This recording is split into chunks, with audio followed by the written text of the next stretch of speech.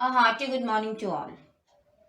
From our new Oxford Modern English course book, in page number 20, we have a beautiful poem, All Out, which is penned by Claire Horsburgh. Before moving towards the poem, we are asked about cricket and later to make list of pair of words used during cooking or playing a particular game or sport. So, let's start our talkings from the game cricket. Okay? Students, cricket is played by two teams of 11 players with one side taking a turn to bat a ball and score runs. On the other side, the other team bowls and fields the ball to restrict the opposition from scoring. Alright? You know, the main objective in cricket is to score as many runs as possible against the opponent. Clear? Students, our study work is linked to one or the other school.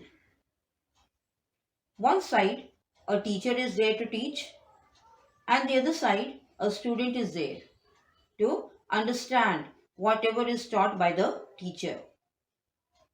So, here we got two sides, teacher and student, isn't it? Similarly, in our cooking, one side we have vegetables or raw things to be cooked, and on the other side we have hearth or stove. In our games also, we have two teams. After playing, one wins the game while the other is defeated. Welcome back to the poem All Out penned by Claire Horsburgh. Before talking about the poem, let's talk about the poet. Claire Horsburgh is an educator and author. She has worked as a teacher in the UK for a number of years. Claire Horsburgh has worked intensively in the field of different nations over the course of her career, immersing herself in various localities and interacting with local populace. She has presented her study at conferences throughout the world and had her findings published in renowned academic journals.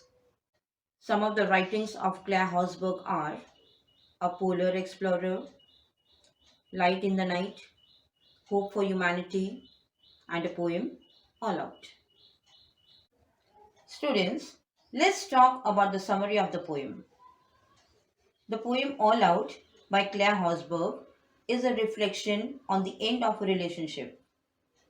The speaker describes how the two individuals involved had given everything they had to make it work. But ultimately, it was not enough.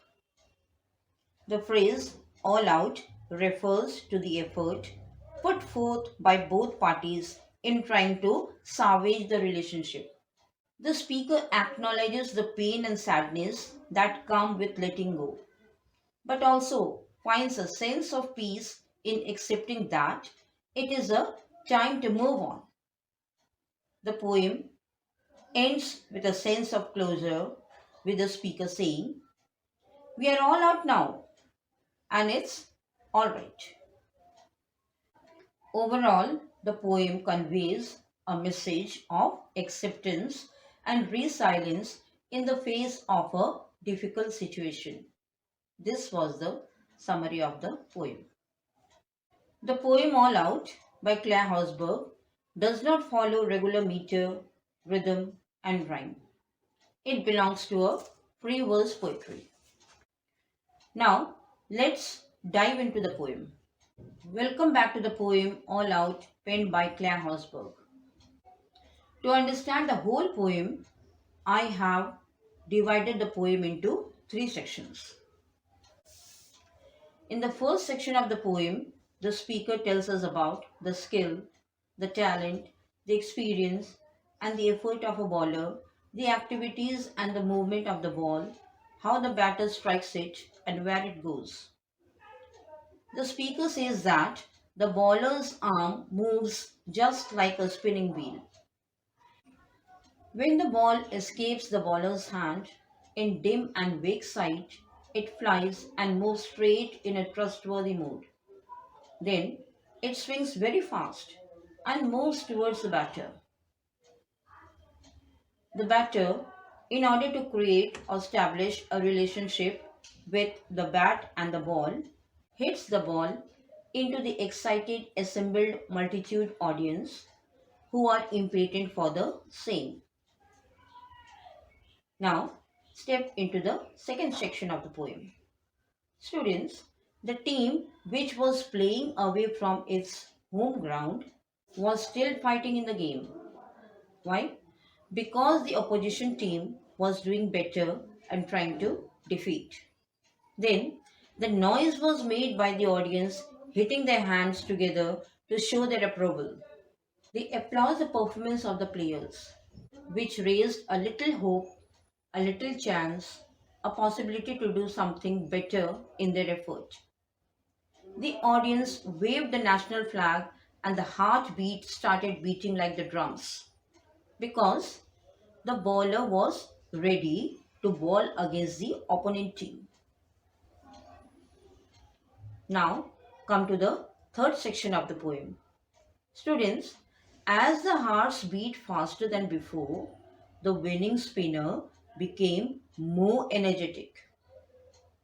He had to bowl to the final batter. The bowler and the batter both were ready to perform their best.